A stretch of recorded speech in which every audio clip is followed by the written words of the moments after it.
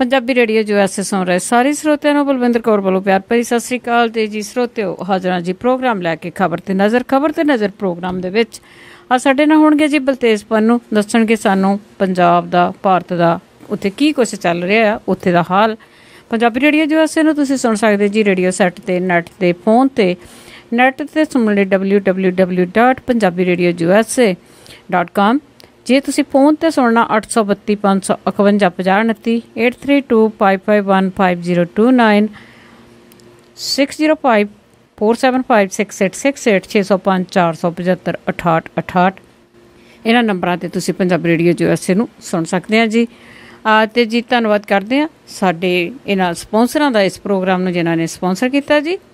Kulwant Singh ji New York ਤੋਂ, ਕਰਮਪਾਲ ਸਿੰਘ ਅਤੇ ਜਸਜੀਤ ਕੌਰ ਕਲੋਵਿਸ ਤੋਂ, ਰਣਜੀਤ ਸਿੰਘ ਜੀ ਲੇਕਵੁੱਡ ਤੋਂ, ਨਿਊ ਜਰਸੀ ਤੋਂ ਬਹੁਤ ਬਹੁਤ ਧੰਨਵਾਦੀ ਹਾਂ। ਅਤੇ ਹੁਣ ਗੱਲਬਾਤ ਕਰਾਂਗੇ ਆਪਾਂ ਜੀ ਬਲਤੇਜ ਪੰਨੂ ਹੋਰਾਂ ਨਾਲ। ਬਲਤੇਜ ਪੰਨੂ ਜੀ ਸਤਿ ਸ਼੍ਰੀ ਅਕਾਲ, ਸਵਾਗਤ ਹੈ ਪੰਜਾਬੀ ਰੇਡੀਓ USA 'ਤੇ। ਸਤਿ ਸ਼੍ਰੀ ਅਕਾਲ ਜੀ, ਧੰਨਵਾਦ ਜੀ, ਮਿਹਰਬਾਨੀ। ਹਾਂ ਜੀ ਬਲਤੇਜ ਪੰਨੂ ਜੀ, ਆਪਾਂ ਸ਼ੁਰੂ ਕਰਦੇ ਹਾਂ ਕਿ ਜਿਹੜੀ ਕਾਫੀ ਮਗਿਆ ਹੋਇਆ ਜਿਹੜਾ ਆ ਮਸਲਾ ਆ, ਜਿਵੇਂ ਨਵਜੋਤ ਸਿੱਧੂ ਆ, ਉਸ ਨੇ ਉੱਥੇ ਹਰਿਆਣੇ ਦੇ ਵਿੱਚ ਆਣ ਕੇ ਜਿਹੜੀਆਂ ਇਲੈਕਸ਼ਨਾਂ ਦੀਆਂ ਜਿਹੜੀਆਂ ਰੈਲੀਆਂ ਨੂੰ ਸੰਬੋਧਨ ਕਰਨਾ ਸ਼ੁਰੂ ਕੀਤਾ ਆ, ਤੇ ਉਹਨਾਂ ਨੇ ਜਿਹੜੇ ਅਕਾਲੀ ਉੱਥੇ ਖੜੇ ਉਹ ਖਿਲਾਰੇ ਪਏ ਆ। ਬਿਲਕੁਲ ਜੀ, ਇੱਕ ਮੇਰਾ ਖਿਆਲ ਗਿਣਤੀਆਂ ਮਿਣਤੀਆਂ ਦੇ ਤਹਿਤ ਜਿਹੜਾ ਜੀ ਨਵਜੋਤ ਸਿੱਧੂ ਨੂੰ ਹੁਣ ਉਤਾਰਿਆ ਗਿਆ। ਉਹਨਾਂ ਤਕਰੀਬਨ 42 ਸੀਟਾਂ ਦੇ ਉੱਤੇ ਪ੍ਰਚਾਰ ਦੇ ਵਾਸਤੇ ਜਿਹੜੀਆਂ ਸਿੱਖ ਵਸੋਂ ਵਾਲੀਆਂ ਜਿਹੜੀਆਂ ਸੀਟਾਂ ਨੇ ਉਹ ਗਿਣੀਆਂ ਜਾਂਦੀਆਂ ਨੇ। ਹਰਿਆਣੇ ਦੇ ਵਿੱਚ ਜਿਹੜੇ ਸਿੱਖ ਨੇ ਇਹਨਾਂ ਸੀਟਾਂ ਦੇ ਉੱਤੇ ਤਕੜਾ ਪ੍ਰਭਾਵ ਰੱਖਦੇ ਨੇ, ਤੇ ਜਿਹੜੀ ਕੁੰਜੀ ਆ ਉਹਨਾਂ ਦੇ ਹੱਥ ਦੇ ਵਿੱਚ ਹੀ ਹੁੰਦੀ ਆ, ਭਾਵ ਕਿ ਡਿਸਾਈਡਿੰਗ ਵੋਟਰ ਉਹੀ ਨੇ। ਹੁਣ ਤੱਕ ਜਿਹੜਾ ਜੀ ਕਿਉਂਕਿ ਠੇਕਾ ਇਹ ਅਕਾਲੀ ਦਲ ਨੇ ਚੁੱਕਿਆ ਰੱਖਿਆ ਕਿ ਸਿੱਖਾਂ ਦੀ ਜਿਹੜੀ ਚਾਬੀ ਉਹਨਾਂ ਦੇ ਹੱਥ ਹੀ ਆ, ਪਰ ਇਸ ਵਾਰੀ ਬਦਲੇ ਹੋਏ ਹਾਲਾਤਾਂ ਦੇ ਵਿੱਚ ਜਿਹੜੀ ਹਰਿਆਣੇ ਦੇ ਵਿੱਚ ਵੱਖਰੀ ਗੁਰਦੁਆਰਾ ਪ੍ਰਬੰਧਕ ਕਮੇਟੀ ਬਣੀ ਆ, ਉਦੋਂ ਬਾਅਦ ਜਿਹੜੇ ਸਿਚੁਏਸ਼ਨ ਆ ਜੀ ਇਸ ਵਾਰੀ ਹਰਿਆਣੇ ਦੇ ਵਿੱਚ ਬਦਲੀ ਆ। ਨਵਜੋਤ ਸਿੰਘ ਸਿੱਧੂ ਹੋਰਾਂ ਨੇ ਇੱਥੇ ਜਿਹੜਾ ਜੀ ਆ ਕੇ ਜਿਸ ਕਿਸਮ ਦੇ ਨਾਲ ਇਹ ਚੌਕੇ ਛਿੱਕੇ ਮਾਰੇ ਨੇ ਜੀ, ਉਹਨੇ ਅਕਾਲੀ ਤੇ BJP ਦੇ ਵਿਚਾਲੇ ਪੈ ਰਹੀ ਜਿਹੜੀ ਦਰਾੜ ਸੀਗੀ ਜੀ ਉਹਨੂੰ ਕਾਫੀ ਡੂੰਘਿਆਂ ਕਰ ਦਿੱਤਾ। ਮੈਂ ਤੁਹਾਨੂੰ ਕਈ ਹਫ਼ਤਿਆਂ ਤੋਂ, ਤਕਰੀਬਨ ਹੁਣ ਤਾਂ ਮਹੀਨੇ ਹੋ ਗਏ, ਗੱਲ ਕਰ ਰਿਹਾ ਕਿ ਜਿਹੜੀਆਂ ਹਰਿਆਣੇ ਦੀਆਂ ਚੋਣਾਂ ਨੇ ਉਹ ਬਹੁਤ ਕੁਝ ਡਿਸਾਈਡ ਕਰਨਗੀਆਂ, ਖਾਸ ਤੌਰ ਦੇ ਉੱਤੇ ਪੰਜਾਬ ਦੀ ਰਾਜਨੀਤੀ ਦੇ ਉੱਤੇ ਪੈਣ ਵਾਲੇ ਜਿਹੜੇ ਪ੍ਰਭਾਵ ਨੇ ਇਹਨਾਂ ਦੇ ਵਿੱਚ ਸਪਸ਼ਟ ਨਜ਼ਰ ਜਿਹੜਾ ਜੀ ਉਹ ਆਉਣਗੇ। ਤੇ ਨਵਜੋਤ ਸਿੱਧੂ ਹੋਰਾਂ ਨੇ ਜਿਸ ਕਿਸਮ ਦੇ ਨਾਲ ਉਹ ਬੋਲੇ ਨੇ, ਉਹਨਾਂ ਨੇ ਇਸ ਪਾਸੇ ਵੱਲ ਨੂੰ ਕਈ ਪੈਰ ਜਿਹੜੇ ਨੇ ਵਧਾ ਦਿੱਤੇ ਨੇ। ਸ਼ਾਇਦ ਪਾਰਟੀ ਨੇ ਗਿਣਤੀਆਂ ਮਿਣਤੀਆਂ ਦੇ ਤਹਿਤ ਹੀ ਇਹ ਸਾਰਾ ਕੁਝ ਕੀਤਾ ਜੀ। ਜਿਹੜੀ ਸੀਨੀਅਰ ਲੀਡਰਸ਼ਿਪ ਹੈ ਭਾਰਤੀ ਜਨਤਾ ਪਾਰਟੀ ਦੀ, ਉਹ ਬਹੁਤਾ ਨਹੀਂ ਬੋਲ ਰਹੀ ਅਕਾਲੀਆਂ ਦੇ ਖਿਲਾਫ। ਸਿੱਧੂ ਨੂੰ ਜਿਹੜਾ ਜੀ ਉਹ ਬੁਲਵਾ ਦਿੱਤਾ, ਭਾਵ ਕਿ ਲੋਹੇ ਨੂੰ ਲੋਹਾ ਜਿਹੜਾ ਜੀ ਉਹ ਕੱਟੂਗਾ।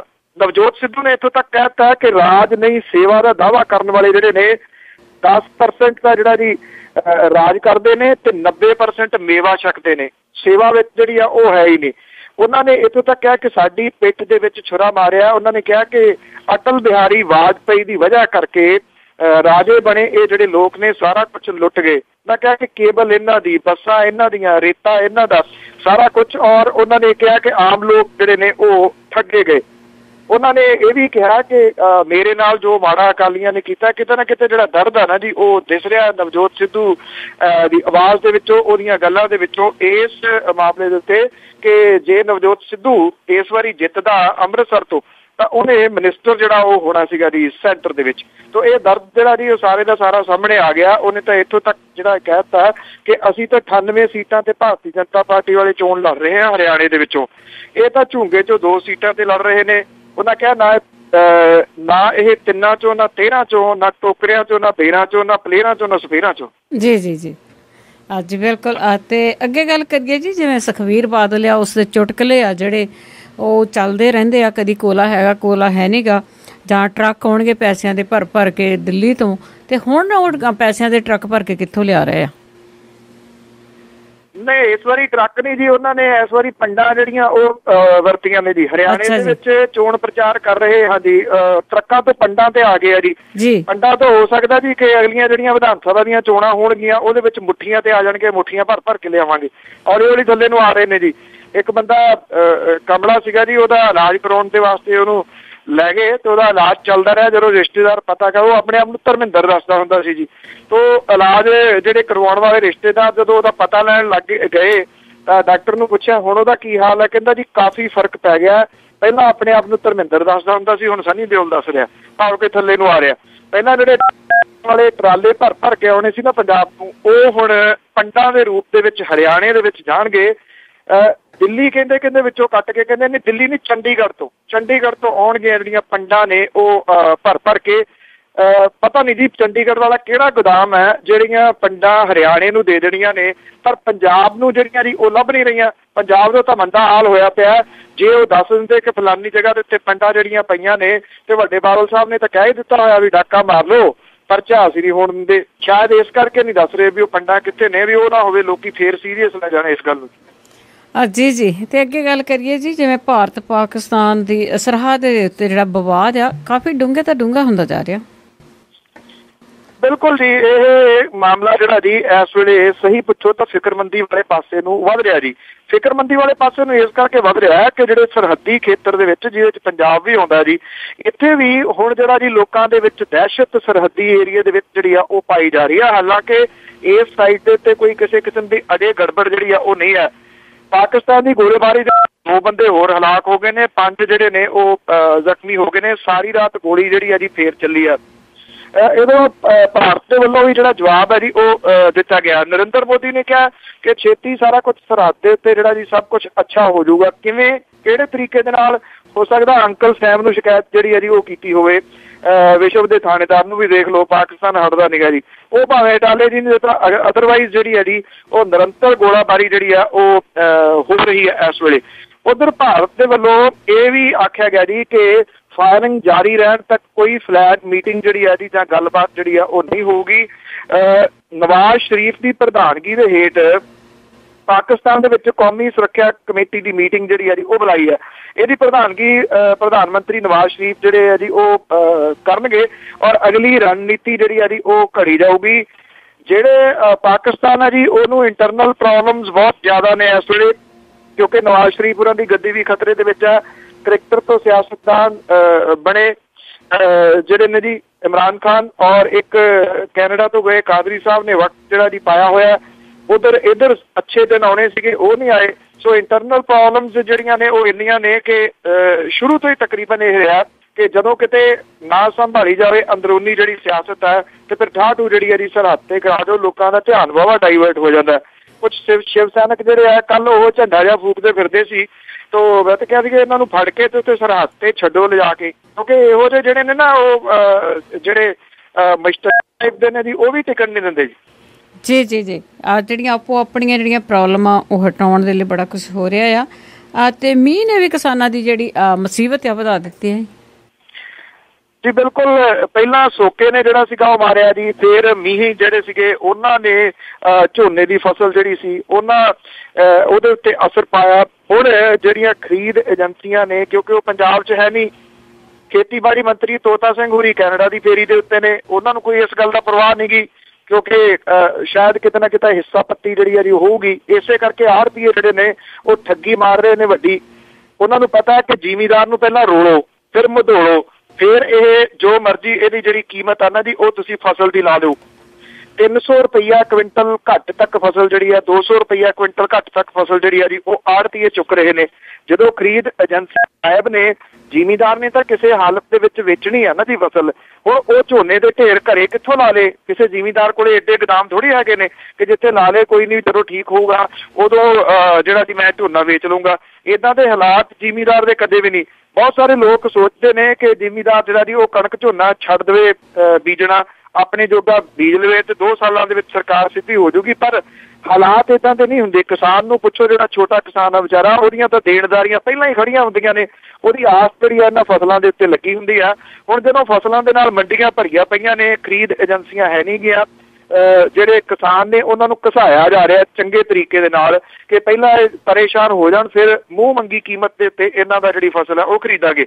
ਇਸ ਜਿਹੜੇ ਰੌਲ ਘਚੋਲੇ ਦੇ ਵਿੱਚ ਜਿਹੜੇ ਆ ਜੀ ਬੱਦਲਾਂ ਨੇ ਵੀ, ਉੱਪਰ ਵਾਲੇ ਬਾਦਲਾਂ ਨੇ ਵੀ ਹੁਣ ਘੱਟ ਨਹੀਂ ਕੀਤੀ ਜੀ। ਮੀਂਹ ਜਿਹੜਾ ਉਹ ਪਿਆ ਪੰਜਾਬ ਦੇ ਕਾਫੀ ਸਾਰੇ ਹਿੱਸਿਆਂ ਦੇ ਵਿੱਚ, ਇਹਦੇ ਨਾਲ ਮੰਡੀਆਂ 'ਚ ਪਈ ਜਿਹੜੀ ਫਸਲ ਆ ਜੀ ਉਹ ਭਿੱਜ ਗਈ ਆ, ਔਰ ਇਹ ਫਸਲ ਜਿਹੜੀ ਆ ਜੀ ਉਹ ਭਿੱਜਣ ਦੀ ਵਜ੍ਹਾ ਕਰਕੇ ਜਿਹੜਾ ਜ਼ਿਮੀਂਦਾਰ ਆ ਜੀ ਉਹਦੀ ਮੁਸੀਬਤ ਹੋਰ ਵੱਧ ਗਈ ਆ ਮੰਡੀਆਂ ਦੇ ਵਿੱਚ। ਜਿੰਨੀ ਦੇਰ ਤੱਕ ਵਿਕਦੀ ਨਹੀਂ ਉਹ ਜ਼ਿਮੀਂਦਾਰ ਦੀ ਆ ਜੀ। ਹੁਣ ਤਾਂ ਜਿਹੜਾ ਬਹਾਨਾ ਜੀ ਉਹ ਤਕੜਾ ਹੋਰ ਹੋ ਗਿਆ ਕਿ ਇਹ ਭਿੱਜ ਗਈ ਆ ਭਿੱਜੀ ਹੋਈ ਫਸਲ ਜਿਹੜੀ ਆ ਅਸੀਂ ਚੁੱਕਾਂਗੇ ਨਹੀਂ। ਅੰਮ੍ਰਿਤਸਰ, ਲੁਧਿਆਣਾ, ਨਵਾਂ ਸ਼ਹਿਰ, ਬਠਿੰਡਾ, ਜਲੰਧਰ, ਪਟਿਆਲਾ, ਫਿਰੋਜ਼ਪੁਰ, ਮਾਨਸਾ, ਫਤਿਹਗੜ੍ਹ ਸਾਹਿਬ, ਪਠਾਨਕੋਟ ਦੇ ਵਿੱਚ ਵੀ ਜਿਹੜਾ ਜੀ ਮੀਂਹ ਉਹ ਪੈਣ ਦੀਆਂ ਖਬਰਾਂ ਨੇ। ਇਹਦੇ ਨਾਲ ਮੌਸਮ ਤਾਂ ਬਦਲ ਗਿਆ ਪਰ ਕਿਸਾਨੀ ਦੇ ਜਿਹੜੇ ਦਿਨ ਨੇ ਉਹ ਹੋਰ ਔਖੇ ਹੋ ਗਏ ਜੀ। ਜੀ ਤੇ ਇਸੇ ਦੇ ਨਾਲ ਲੱਗਦਾ ਜਿਵੇਂ ਤੁਸੀਂ ਝੋਨੇ ਦੀ ਗੱਲ ਕੀਤੀ ਹੈ, ਝੋਨੇ ਦੀ ਠੱਗੀ ਤੋਂ ਬਾਅਦ ਹੁਣ ਜਿਹੜੀ ਹੈ ਕਪਾਹ ਤੇ ਵੀ ਠੱਗੀ ਵੱਜੀ ਆ।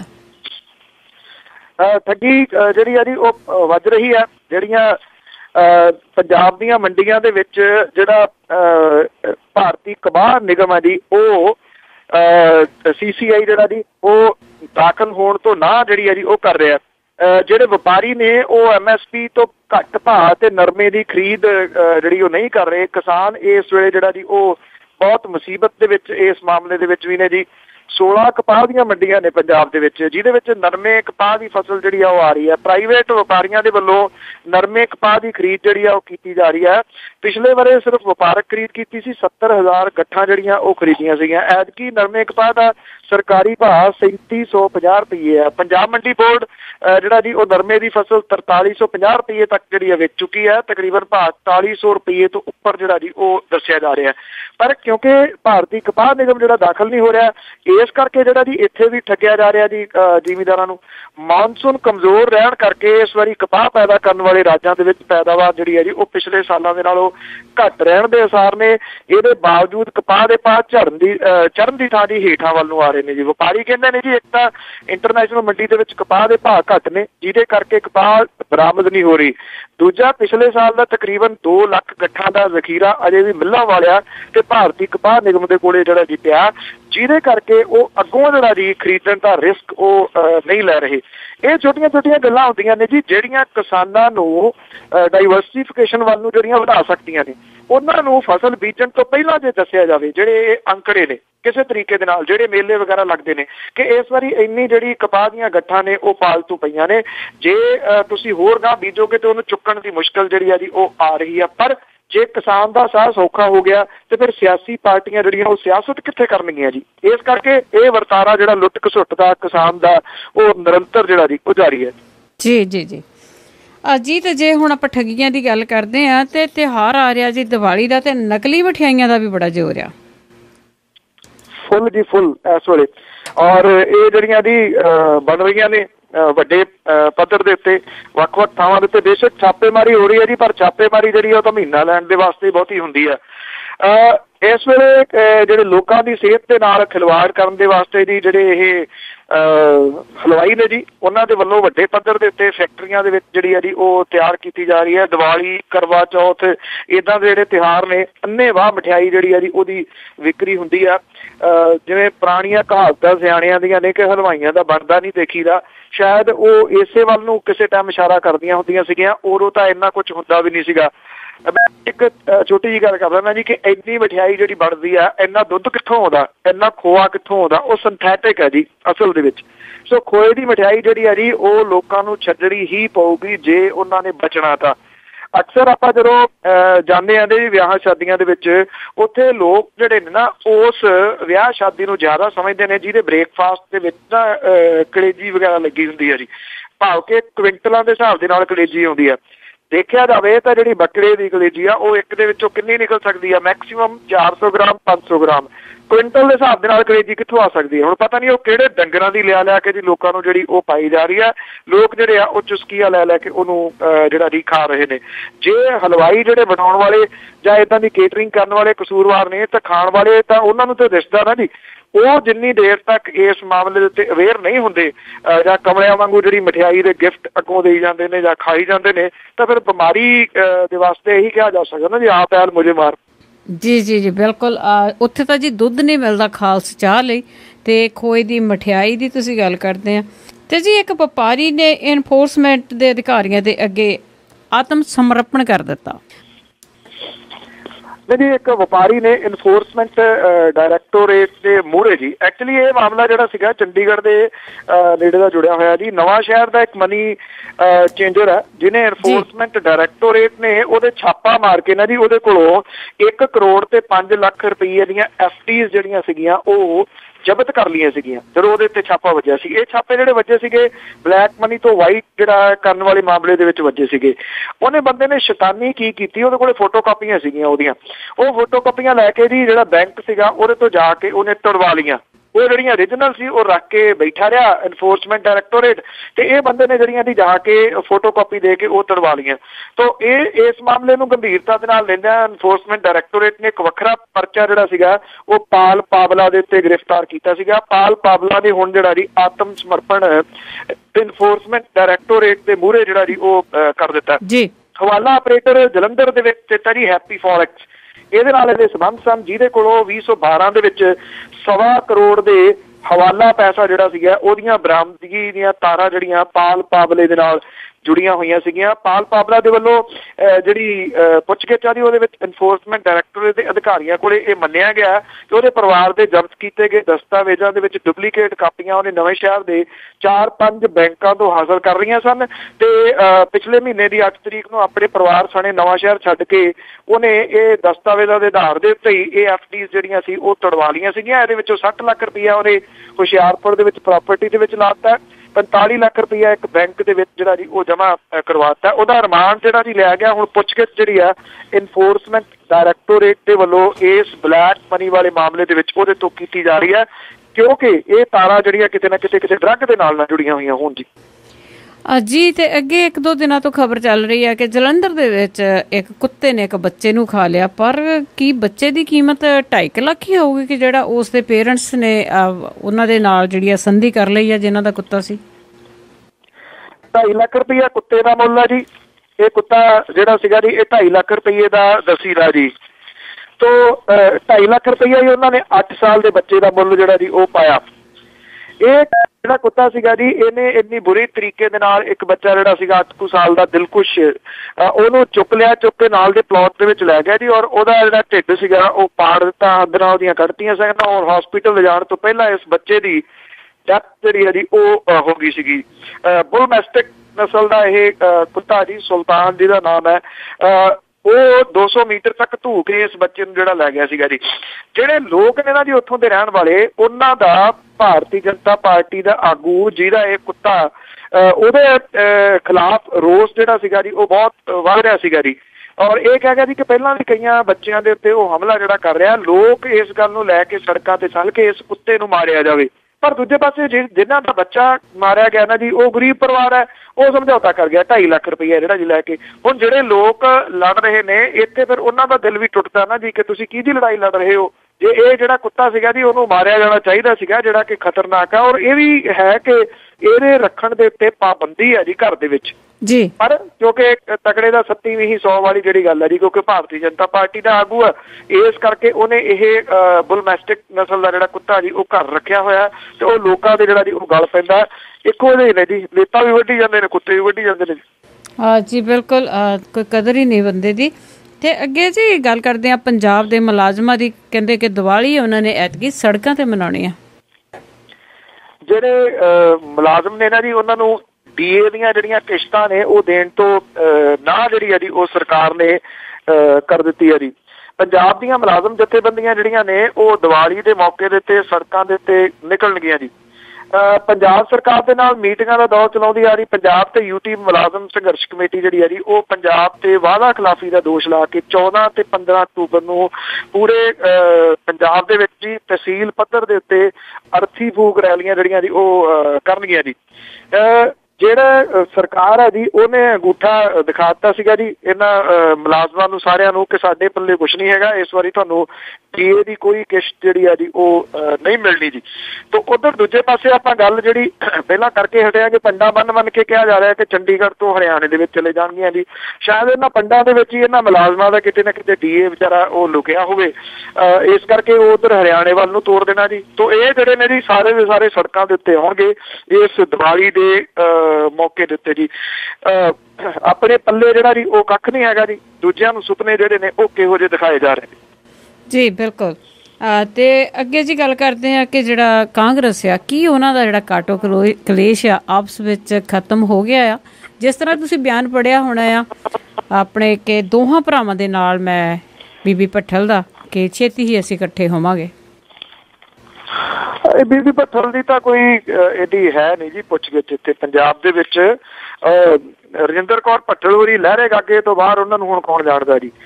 ਕਹਿਣ ਨੂੰ ਜੋ ਮਰਜ਼ੀ ਕਹੀ ਜਾਵੇ ਕਿ ਉਹ ਸੀਨੀਅਰ ਆਗੂ ਆ, ਇਹ ਨਾਲ ਸੀਨੀਅਰ ਲਿਖਵਾ ਕੇ ਹੀ ਖੁਸ਼ ਹੋ ਜਾਂਦੇ ਨੇ ਜੀ। ਤੋ ਉਹ ਇਹ ਕਹਿ ਰਹੇ ਨੇ ਜੀ ਕਿ ਕੈਪਟਨ ਤੇ ਬਾਜਵਾ ਮੇਰੇ ਜਿਹੜੇ ਉਹ ਛੋਟੇ ਭਰਾ ਨੇ। ਦੂਜਾ ਜਿਹੜਾ ਪੱਖ ਇਹ ਹੈ ਕਿ ਹੁਣ ਡਿਸਟ੍ਰਿਕਟ ਪੱਧਰ ਤੋਂ ਜਿਹੜੀ ਹੈ ਜੀ ਉਹ ਸ਼ੁਰੂ ਕਰਵਾਈ ਗਈ ਹੈ ਜਿਹੜੀ ਵਿਰੋਧਤਾ ਹੈ ਪ੍ਰਤਾਪ ਸਿੰਘ ਬਾਜਵਾ ਹੋਰਾਂ ਦੀ। ਲੁਧਿਆਣੇ ਤੋਂ ਇਹ ਜਿਹੜੀ ਹੈ ਜੀ ਸ਼ੁਰੂ ਹੋਈ ਹੈ। ਇੱਥੋਂ ਜਿਹੜਾ ਸਾਬਕਾ ਜ਼ਿਲ੍ਹਾ ਪ੍ਰਧਾਨ ਹੈ ਪਵਨ ਦੀਵਾਨ, ਉਹਨੇ ਇਹ ਜਿਹੜੀ ਹੈ ਜੀ ਬਗਾਵਤ ਸ਼ੁਰੂ ਕੀਤੀ ਹੈ। ਇਹ ਕਿਹਾ ਕਿ ਪ੍ਰਤਾਪ ਸਿੰਘ ਬਾਜਵਾ ਹੋਰੀ ਜਿਹੜੇ ਨੇ ਉਹ ਰੇਤ ਮਾਫੀਏ ਦੇ ਨਾਲ ਜਿਹੜਾ ਜੀ ਉਹ ਰਲੇ ਹੋਏ ਨੇ ਤੇ ਉੱਥੋਂ ਜਿਹੜਾ ਪੈਸਾ ਉਹ ਖਾਂਦੇ ਨੇ। ਪਵਨ ਦੀਵਾਨ ਹੋਰੀ ਡਿਸਟ੍ਰਿਕਟ ਦੇ ਪ੍ਰਧਾਨ ਸਨ ਤਾਂ ਰਵਨੀਤ ਸਿੰਘ ਬਿੱਟੂ ਹੋਰਾਂ ਨੇ ਪ੍ਰਤਾਪ ਸਿੰਘ ਬਾਜਵਾ ਹੋਰਾਂ ਦੇ ਨਾਲ ਮਿਲ ਕੇ ਜੀ ਪਵਨ ਦੀਵਾਨ ਨੂੰ ਖੁੱਡੇ ਲਾਈਨ ਲਾਤਾ ਤੇ ਆਪਣਾ ਬੰਦਾ ਜਿਹੜਾ ਜੀ ਉਹਦੀ ਗੋਟੀ ਫਿੱਟ ਕਰ ਦਿੱਤੀ ਹੈ ਇੱਥੇ ਲੁਧਿਆਣੇ ਡਿਸਟ੍ਰਿਕਟ ਵਿੱਚ, ਜਿਹਦੀ ਵਜ੍ਹਾ ਕਰਕੇ ਇਹ ਪਵਨ ਦੀਵਾਨ ਜਿਹੜਾ ਜੀ ਉਹ ਬਾਗੀ ਹੋ ਗਿਆ। ਔਰ ਇਹ ਕਿਹਾ ਜਾ ਰਿਹਾ ਜੀ ਕਿ ਅਸਲ ਦੇ ਵਿੱਚ ਜਿਹੜੇ MLAs ਨੇ ਉਹਨਾਂ ਨੂੰ ਨਾਲ ਲੈਣ ਤੋਂ ਬਾਅਦ ਕੈਪਟਨ ਅਮਰਿੰਦਰ ਸਿੰਘ ਹੋਰਾਂ ਦੀ ਅਗਲੀ ਜਿਹੜੀ ਰਣਨੀਤੀ ਆ ਇਹ ਉਹਦਾ ਇੱਕ ਹਿੱਸਾ ਹੋ ਸਕਦਾ ਹੈ ਕਿ ਹੁਣ ਡਿਸਟ੍ਰਿਕਟ ਵਾਈਜ਼ ਜਿਹੜਾ ਜੀ ਪ੍ਰਤਾਪ ਸਿੰਘ ਬਾਜਵਾ ਦੇ ਖਿਲਾਫ ਮੋਰਚਾ ਖੋਲ੍ਹਿਆ ਜਾਵੇ। ਹਾਂਜੀ, ਤੇ ਅੱਗੇ ਜੀ ਆਪਾਂ ਗੱਲ ਕਰਦੇ ਹਾਂ ਚੁੰਨੀ ਲਾਲ ਗਾਬਾ ਦੀ ਕਿ ਉਸ ਦੀ ਡਾਇਰੀ ਆ, ਉਸ ਦੀ ਵੀ ਬੜੀ ਛਾਣਬੀਣ ਹੋ ਰਹੀ ਹੈ ਤੇ ਉਸ ਦੇ ਵਿੱਚ ਕਿਸ ਦੇ ਨਾਮ ਆ ਰਹੇ ਆ? ਇਹਦੇ ਵਿੱਚ ਜਿਹੜੇ ਜੀ ਜਾਰੀ ਹੋ ਚੁੱਕੇ ਆ ਸੰਮਣ, ਇੱਕ ਤਾਂ ਸਰਵਣ ਸਿੰਘ ਫਲੌਰ ਜਿਹੜਾ ਜੀ ਉਹਨੂੰ ਸੰਮਣ ਜਾਰੀ ਹੋ ਚੁੱਕੇ ਆ, ਜਿਹੜਾ ਅਕਾਲੀ ਮੰਤਰੀ ਵੀ ਰਿਹਾ, MLA ਵੀ ਹੈ। ਔਰ ਇਹਦੇ ਨਾਲ ਨਾਲ ਪੰਜਾਬ ਦੇ ਇੱਕ ਹੋਰ ਅਕਾਲੀਆਂ ਦੇ MP ਤੇ ਜਿਹੜਾ ਜੀ ਮੁੱਖ ਪਾਰਲੀਮਾਨੀ ਸੈਕਟਰੀ ਵੀ ਹੈ ਅਵਿਨਾਸ਼ ਚੰਦ, ਉਹਨੂੰ ਵੀ ਸੰਮਣ ਜਿਹੜੇ ਨੇ ਉਹ ਜਾਰੀ ਹੋ ਚੁੱਕੇ ਨੇ ਜੀ। ਕਾਂਗਰਸ ਦੇ ਮੈਂਬਰ ਪਾਰਲੀਮੈਂਟ ਸੰਤੋਖ ਚੌਧਰੀ ਸੀਨੀਅਰ ਕਾਂਗਰਸੀ ਆਗੂ ਜਿਹੜੇ ਜੀ ਉਹਨੂੰ ਵੀ ਇਹ ਜਿਹੜੇ ਸੰਮਣ ਨੇ ਉਹ ਜਾਰੀ ਹੋ ਚੁੱਕੇ ਨੇ। ਇਹ ਜਿਹੜੀ ਡਾਇਰੀ ਆ ਇਨਫੋਰਸਮੈਂਟ ਡਾਇਰੈਕਟੋਰੇਟ ਵਾਲੀ, ਇਨਫੋਰਸਮੈਂਟ ਡਾਇਰੈਕਟੋਰੇਟ ਦੇ ਕੋਲੇ ਚੁੰਨੀ ਲਾਲ ਗਾਬਾ ਦੀ, ਇਹਨੂੰ ਜਿਹੜਾ ਜੀ ਫਾਰੈਂਸਿਕ ਲੈਬ ਤੋਂ ਵੀ ਇਹਦੇ ਟੈਸਟ ਵਗੈਰਾ ਜਿਹੜੇ ਉਹ ਕਰਵਾਏ ਜਾ ਰਹੇ ਨੇ ਕਿਉਂਕਿ ਇਹਦੇ ਵਿੱਚ ਕੁਝ ਨਾਮ ਪਹਿਲਾਂ ਲਿਖੇ ਹੋਏ ਸਨ ਤੇ ਉਹ ਕੱਟ ਦਿੱਤੇ ਗਏ ਨੇ ਜੀ। ਤੋ ਇਸ ਕਰਕੇ ਇਹ ਵੀ ਦੇਖਿਆ ਜਾ ਰਿਹਾ ਕਿ ਨਾਂ ਕਿਹਦੇ ਸਨ ਜੀ। ਤੋ ਉਦੋਂ ਬਾਅਦ ਜਿਹੜਾ ਜੀ ਇਹ ਦੇਖਿਆ ਜਾਊਗਾ ਕਿ ਨਾਂ ਕਿਹਦੇ ਸਨ, ਕਿਉਂ ਕੱਟੇ ਗਏ ਨੇ। ਇਸ ਕਰਕੇ ਡਾਇਰੀ ਜਿਹੜੀ ਹੈ ਨਾ ਜੀ ਕਈਆਂ ਦੇ ਵਾਸਤੇ ਮੁਸੀਬਤ ਦਾ ਕਾਰਨ ਜਿਹੜਾ ਜੀ ਉਹ ਬਣ ਰਹੀ ਹੈ। ਮੈਂ ਦੱਸਦਾ ਕਿ ਸਰਵਣ ਸਿੰਘ ਫਲੌਰ ਦੇ ਮੁੰਡਾ ਜਿਹੜਾ ਦਮਨਵੀਰ ਹੈ ਜੀ ਉਹਦੇ ਤੋਂ ਵੀ ਇਨਫੋਰਸਮੈਂਟ ਡਾਇਰੈਕਟੋਰੇਟ ਜਿਹੜੀ ਹੈ ਜੀ ਉਹ ਪਹਿਲਾਂ ਲੰਮੀ ਚੌੜੀ ਪੁੱਛਗਿੱਛ ਜਿਹੜੀ ਆ ਉਹ ਕਰ ਹਟੀ ਹੈ। ਕਿਤੇ ਨਾ ਕਿਤੇ ਇਹ ਜ਼ਰੂਰ ਕਿਹਾ ਜਾ ਸਕਦਾ ਜੀ ਕਿ ਇਹ ਸਭ ਕੁਝ ਜਿਹੜਾ ਨਾ ਜੀ ਕਿਉਂਕਿ ਇਨਫੋਰਸਮੈਂਟ ਡਾਇਰੈਕਟੋਰੇਟ ਹੈਗੀ ਜੀ ਸੈਂਟਰ ਦੇ ਅੰਡਰ। ਪਹਿਲਾਂ ਜਿਹੜੇ ਲੋਕ ਉਹਦੇ ਸਾਹਮਣੇ ਪੇਸ਼ ਨਹੀਂ ਸਨ ਹੋ ਰਹੇ ਉਹਨਾਂ ਨੂੰ ਇਹ ਸੀਗੀ ਕਿ ਲੋਕ ਸਭਾ ਦੀਆਂ ਚੋਣਾਂ ਲੰਘ ਲੈਣ ਦਿਓ, ਉੱਤੇ ਆ ਜਾਣੀ ਸਾਡੀ ਸਰਕਾਰ ਤੇ ਮੁੜ ਕੇ ਇਹ ਕਾਰਵਾਈ ਜਿਹੜੀ ਹੈ ਜੀ ਉਹ ਰੋਕ ਲਵਾਂਗੀ। ਕਾਰਵਾਈ ਜਿਹੜੀ ਹੈ ਜੀ ਉਹ ਰੋਕੀ ਨਹੀਂ ਜਾ ਸਕੀ ਜਾਂ ਰੁਕ ਗਈ ਤੇ ਹੁਣ ਜਿਹੜਾ ਸੀਗਾ ਜੀ ਉਹ ਕਢਵਾ ਲਈ ਗਈ, ਫੇਰ ਜਿਹੜੀ ਹੈ ਜੀ ਤੋੜ ਲਈ ਗਈ ਹੈ। ਤੋ ਦੇਖਦੇ ਆ ਜੀ ਇਹਦੇ ਵਿੱਚੋਂ ਜਿਹੜਾ ਜੀ ਕੀ ਕੁਝ ਨਿਕਲਦਾ ਹੈ। ਜਿਹੜੇ 17 ਤਰੀਕ ਨੂੰ ਔਰ 13 ਤਰੀਕ ਨੂੰ ਵੱਖੋ ਵੱਖਰੀਆਂ ਤਰੀਕਾਂ ਦੇ ਉੱਤੇ ਜਿਹੜਾ ਜੀ ਸਰਵਣ ਸਿੰਘ ਫਲੌਰ, ਅਵਿਨਾਸ਼ ਚੰਦਰ ਤੇ ਸੰਤੋਖ ਚੌਧਰੀ ਜਿਹੜੇ ਨੇ ਉਹਨਾਂ ਨੂੰ ਇਨਫੋਰਸਮੈਂਟ ਡਾਇਰੈਕਟੋਰੇਟ ਦੇ ਅੱਗੇ ਜਲੰਧਰ ਦੇ ਵਿੱਚ ਪੇਸ਼ ਹੋਣ ਦੇ ਹੁਕਮ ਜਿਹੜੇ ਨੇ ਉਹ ਕੀਤੇ ਗਏ ਨੇ। ਉਹਨਾਂ ਦੀ ਜਿਹੜੀ ਪੁੱਛਗਿੱਛ ਹੈ ਜੀ ਉਸ ਤੋਂ ਬਾਅਦ ਇਹ ਮਾਮਲਾ ਜਿਹੜਾ ਜੀ ਅੱਗੇ ਤੁਰੂਗਾ। ਕਿਸੇ ਨੇ 12 ਲੱਖ ਲਿਆ, ਕਿਸੇ ਨੇ 14 ਲੱਖ ਲਿਆ। 6000 ਕਰੋੜ ਰੁਪਏ ਦਾ ਡਰੱਗ ਰੈਕਡ ਹੈ ਜੀ ਇਹ, ਜਿਹੜਾ ਬਾਹਰੋਂ ਪੈਸਾ ਜਿਹੜਾ ਜੀ ਆਇਆ। ਬਾਹਰੋਂ ਪੈਸਾ ਆਇਆ ਕਿੰਨਾ ਦਾ ਜੀ, ਜਿਹੜਾ ਸਮਾਨ ਮੰਗਵਾਉਂਦੇ ਨੇ ਬਾਹਰੋਂ, ਭਾਵ ਕਿ ਇਹ ਜਿਹੜੀਆਂ ਤਾਰਾਂ ਨੇ ਵਿਦੇਸ਼ਾਂ ਦੇ ਵਿੱਚ ਬੈਠੇ ਸਮਗਲਰਾਂ ਦੇ ਨਾਲ ਇਹਦੀਆਂ ਜਿਹੜੀਆਂ ਉਹ ਜੁੜਦੀਆਂ ਨੇ। ਜੇ ਸਿਆਸਤ ਦੇ ਵਿੱਚ ਸ਼ਾਮਲ ਦੋਨਾਂ ਪਾਰਟੀਆਂ ਦੇ ਨੇਤਾਵਾਂ ਦੇ ਨਾਮ ਆ ਰਹੇ ਨੇ ਤਾਂ ਤੁਸੀਂ ਦੇਖ ਸਕਦੇ ਹੋ ਜੀ ਕਿ ਕਿੰਨੀ ਗੰਭੀਰਤਾ ਇਸ ਮਸਲੇ ਦੀ ਜਿਹੜੀ ਹੈ ਜੀ ਉਹ ਹੋ ਸਕਦੀ ਹੈ। ਭਾਵ ਕਿ ਸਿਰਿਆਂ ਤੋਂ ਰੋਟੀਆਂ ਸੇਕਣੀਆਂ ਇਹਨੂੰ ਕਹਿੰਦੇ ਨੇ ਜੀ। ਜੀ ਬਿਲਕੁਲ, ਇਹਨਾਂ ਦੇ ਨਾਮ ਤੇ ਆ ਜਾਂਦੇ ਆ। ਜਿਸ ਤਰ੍ਹਾਂ ਇਹ ਸਰਵਣ ਸਿੰਘ ਫਲੌਰ ਦੇ ਮੁੰਡੇ ਦਾ ਆਇਆ ਸੀ ਜਾਂ ਭੋਲੇ ਦਾ ਆਇਆ ਸੀਗਾ, ਬਾਅਦ ਵਿੱਚ ਇਹ ਸਾਰੇ ਹੀ ਨਾਂ ਆ ਜਾਂ ਸਾਰੇ ਕੇਸ ਆ ਠੰਡੇ ਵਸਤੇ ਦੇ ਵਿੱਚ ਚਲੇ ਜਾਂਦੇ ਆ। ਨਹੀਂ, ਬਿਲਕੁਲ ਚਲੇ ਤਾਂ ਜਾਂਦੇ ਆ ਜੀ, ਪਰ ਦੂਜਾ ਇਹ ਜਿਹੜੀ ਇਨਫੋਰਸਮੈਂਟ ਡਾਇਰੈਕਟੋਰੇਟ ਹੈ ਜੀ ਇਹ ਤਾਂ ਰਹੀ ਜਿਹੜੇ ਤਰੀਕੇ ਨਾਲ ਸਲੋ ਹੋ ਸਕਦੀ ਹੈ ਜੀ ਉਹਦੀ, ਪਰ ਉਹ ਫੂਕ ਕੇ ਕਦਮ ਜਿਹੜਾ ਨਾ ਜੀ ਉਹ ਰੱਖ ਰਹੀ ਹੈ। ਕਿਉਂਕਿ ਪਹਿਲਾਂ ਇਹ ਹੋਇਆ ਜੀ ਕਿ ਜਿਹੜੀ ਇਹ ਡਾਇਰੀ ਸੀਗੀ ਨਾ ਜੀ ਇਹ ਇਨਫੋਰਸਮੈਂਟ ਡਾਇਰੈਕਟੋਰੇਟ ਦੇ ਹੱਥੀ ਨਹੀਂ ਲੱਗੀ। ਦੇਖੋ ਤਕਨੀਕ ਜਿਹੜੀਆਂ ਅਪਣਾਈਆਂ ਜਾਂਦੀਆਂ ਨੇ ਨਾ, ਜਿਹੜੇ ਅਪਰਾਧੀ ਕਿਸਮ ਦੇ ਲੋਕ ਨੇ ਉਹ ਸ਼ਾਤਰ ਬਹੁਤ ਨੇ, ਉਹਨਾਂ ਦੇ ਵੱਲੋਂ ਅਪਣਾਈਆਂ ਜਾ ਰਹੀਆਂ ਜਿਹੜੀਆਂ ਤਕਨੀਕ ਸੀਗੀਆਂ ਉਹਦੇ ਵਿੱਚ ਉਲਝ ਕੇ ਰਹਿ ਗਿਆ। ਫਿਰ ਇਨਫੋਰਸਮੈਂਟ ਡਾਇਰੈਕਟੋਰੇਟ ਨੇ ਇੱਥੇ ਪਟਿਆਲੇ ਦੀ ਜਿਹੜੀ ਵਿਸ਼ੇਸ਼ ਅਦਾਲਤ ਹੈ ਜਿਹਦੇ ਵਿੱਚ ਭੋਲੇ ਵਾਲਾ ਦੂਜਾ ਤੀਜਾ ਕੇਸ ਜਿਹੜਾ ਚੱਲ ਰਿਹਾ ਜੀ, ਉਹਦੇ ਤੱਕ ਅਪਰੋਚ ਕੀਤੀ ਇਹ ਡਾਇਰੀ ਜਿਹੜੀ ਸੀ ਲੈਣ ਦੇ ਵਾਸਤੇ। ਉਹਨੂੰ ਬਹੁਤ ਸਾਰੀਆਂ ਤਰੀਕਾਂ ਜਿਹੜੀਆਂ ਸੀ ਉਹ ਭੁਗਤਣੀਆਂ ਪਈਆਂ। ਔਰ ਫਿਰ ਜਦੋਂ ਡਾਇਰੀ ਉਹਦੇ ਕਬਜ਼ੇ ਦੇ ਵਿੱਚ ਆਈ ਹੈ, ਉਦੋਂ ਬਾਅਦ ਜਿਹੜੀ ਉਹਦੇ ਉੱਤੇ ਕੱਟ ਵੱਢ ਬੜੀ ਹੋਈ ਹੈ। ਇਹ ਡਾਇਰੀ ਤੋਂ ਬਾਅਦ ਹੀ ਇਨਫੋਰਸਮੈਂਟ ਡਾਇਰੈਕਟੋਰੇਟ ਜਿਹੜੀ ਹੈ ਜੀ ਉਹਨੇ ਇਹ ਕਾਰਵਾਈ ਕੀਤੀ ਹੈ। ਆਈ ਥਿੰਕ ਇਸ ਲੈਵਲ ਦੇ ਬੰਦਿਆਂ ਨੂੰ ਸੰਮਣ ਜਿਹੜੇ ਨੇ ਉਹ ਜਾਰੀ ਹੋ ਜਾਣੇ ਨੇ, ਉਹਨਾਂ ਦੇ ਵਾਸਤੇ ਉਹਨਾਂ ਨੂੰ ਪੁੱਛਗਿੱਛ ਦੇ ਵਾਸਤੇ ਸੱਦ ਲੈਣਾ। ਇਹ ਆਪਣੇ ਆਪ ਦੇ ਵਿੱਚ ਮੈਂ ਸਮਝਦਾ ਜੀ ਕਿ ਬਹੁਤ ਵੱਡੀ ਪ੍ਰਾਪਤੀ ਹੈ ਇਨਫੋਰਸਮੈਂਟ ਡਾਇਰੈਕਟੋਰੇਟ ਦੀ। ਨਹੀਂ ਤਾਂ ਅਜੇ ਤੱਕ ਇਹਨਾਂ ਲੋਕਾਂ ਨੂੰ ਹੱਥ ਥੋੜੀ ਪਾਇਆ ਜੀ ਕਿਸੇ ਨੇ। ਉਹ ਵੀ ਉਹਦੇ ਵਿੱਚੋਂ ਜਿਹੜੇ ਬਹੁਤੇ ਉਹ ਲੋਕ ਨੇ ਜੀ ਜਿਹੜੇ ਸੱਤਾਧਾਰੀ ਨੇ, ਜਿਨ੍ਹਾਂ ਦੀ ਇਸ ਵੇਲੇ ਸਰਕਾਰ ਜਿਹੜੀ ਹੈ ਜੀ ਉਹ ਚੱਲ ਰਹੀ ਹੈ। ਜੇ ਸਰਵਣ ਸਿੰਘ ਫਲੋਰ ਨੂੰ ਪਾਸੇ ਕੀਤਾ ਮੁੱਖ ਮੰਤਰੀ ਪ੍ਰਕਾਸ਼ ਸਿੰਘ ਬਾਦਲ ਹੋਰਾਂ ਨੇ, ਕਿਤੇ ਨਾ ਕਿਤੇ ਉਹਨਾਂ ਤੱਕ ਇਹ ਗੱਲ ਤਾਂ ਪੂਰੀ ਡਿਟੇਲ ਦੇ ਵਿੱਚ ਪਹੁੰਚੀ ਹੋਊਗੀ ਨਾ ਵੀ ਇਸ ਡਾਇਰੀ ਦੀ ਗੰਭੀਰਤਾ ਕੀ ਹੈ ਜੀ। ਜੀ ਜੀ ਬਿਲਕੁਲ, ਕੁਛ ਤੇ ਹੈ ਨਾ ਦਾਲ ਦੇ ਵਿੱਚ ਕਲਾ ਤੇ ਅਖੀਰ ਦੇ ਵਿੱਚ ਜੀ ਅੱਜ ਨਵਾਂ ਜੀ ਕੁਝ ਇਸ ਤਰ੍ਹਾਂ ਕਿ ਚੋਣ ਆਈ ਹਰਿਆਣੇ ਦੀ ਸ਼ੁਕਰ ਹੋਇਆ, ਸਿੱਧੂ ਜਾਲਾ ਜ਼ਬਾਨ ਦਾ ਲਾਉਣ ਆਇਆ। ਚੋਣ ਆਈ ਹਰਿਆਣੇ ਦੀ ਸ਼ੁਕਰ ਹੋਇਆ, ਸਿੱਧੂ ਜਾਲਾ ਜ਼ਬਾਨ ਦਾ ਲਾਉਣ ਆਇਆ। ਜਿਹੜੀ ਚਾੜੀ ਪਈ ਭਾਜੀ ਅਕਾਲੀਆਂ ਦੀ ਉਹ ਹੈ ਮੋੜਵੀਂ ਤੋਲ ਕੇ ਪਾਉਣ ਆਇਆ। ਜਿਸ ਬਾਦਲ ਦੇ ਲਾਉਂਦਾ ਸੀ ਹੱਥ ਗੋਡੀ, ਸਿੱਧੂ ਉਸ ਨੂੰ ਅੱਜ ਚੜਾਉਣ ਆਇਆ। ਬਾਦਲ ਗਿਆ ਚਟਾਲੇ ਨੂੰ ਲਾਉਣ ਕਲਗੀ, ਸਿੱਧੂ ਅੱਗੋਂ ਹੈ ਕੰਡੇ ਵਿਛਾਉਣ ਆਇਆ। ਹੋ ਗਈ ਜੇਕਰ ਚਟਾਲੇ ਦੀ ਜਿੱਤ ਉਧਰ, ਬਾਦਲ ਕਰਨਗੇ ਸਿੱਧੂ ਦੀ ਝੰਡ ਵਾਵਾ। ਹੋ ਗਈ ਜੇਕਰ ਚਟਾਲੇ ਦੀ ਜਿੱਤ ਉਧਰ, ਬਾਦਲ ਕਰਨਗੇ ਸਿੱਧੂ ਦੀ ਝੰਡ ਵਾਵਾ। ਸੀਪ ਲੱਗ ਗਈ ਉਧਰ ਜੇ ਬਾਦਲਾਂ ਦੀ, ਆ ਕੇ ਸਿੱਧੂ ਵੀ ਲਾਊਗਾ ਡੰਡ ਵਾਵਾ। ਥੈਂਕ ਯੂ ਜੀ, ਬਹੁਤ ਬਹੁਤ ਧੰਨਵਾਦ। ਧੰਨਵਾਦ ਜੀ, ਸਤਿ ਸ਼੍ਰੀ ਅਕਾਲ ਜੀ। ਸਤਿ ਸ਼੍ਰੀ ਅਕਾਲ ਜੀ।